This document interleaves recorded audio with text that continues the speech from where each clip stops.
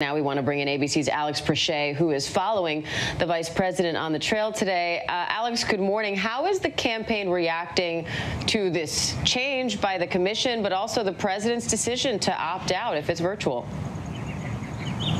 Well, Diane, good morning to you. Shortly after that Fox Business interview where the president said he didn't think that virtual debate was going to be worth his time, the campaign released a statement, and I want to read a portion of it to you. President Trump won the first debate despite a terrible and biased moderator, Chris Wallace, and everybody knows it. That statement goes on to say that the Presidential Debate Commission to now rush to Joe Biden's defense by unilaterally canceling an in-person debate is pathetic. And then it says that President Trump will have tested multiple negative tests prior to the debate, so there is no need for this unilateral declaration. Look, as Mary Alice pointed out earlier in the show, the debate is a week from today. The president still has COVID, so there is no guarantee that he will have tested negative multiple times before that debate, but they're clearly coming out hard and kind of putting down this virtual debate. And now, Alex, if the president does opt out and this debate doesn't happen, that could make last night's vice presidential debate even more important. What were some of the positive standout moments you thought for Pence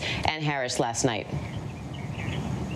Well, I think for the vice president, I mean, his campaign certainly feels that they made their marks whenever it comes to Supreme Court Justice nominee Amy Coney Barrett. I think for Kamala Harris, when it comes to the administration's response to coronavirus, I think they thought that she was very strong on that. And also some of the racial reckoning that we're seeing across the country whenever it comes to the police-involved killings of George Floyd and Breonna Taylor. She had some critical moments there.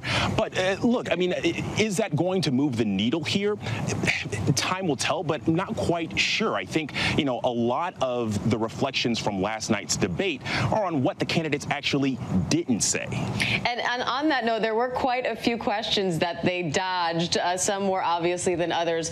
Are there any big weak spots you think were highlighted last night that might require some damage control going forward?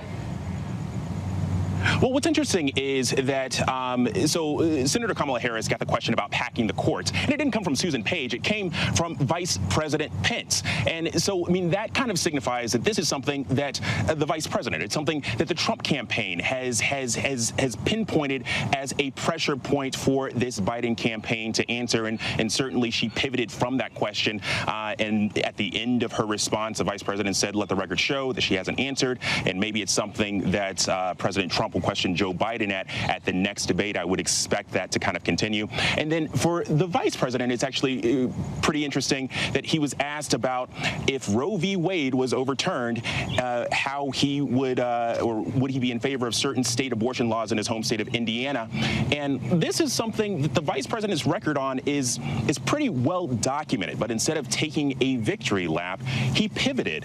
And so, I mean, that to me kind of speaks to this Trump's campaign wanting to court women voters, suburban women voters, and knowing that that's something that they need to kind of shore up going into the last few weeks of this election. All right, Alex Prochet, keeping it interesting. Thanks, Alex.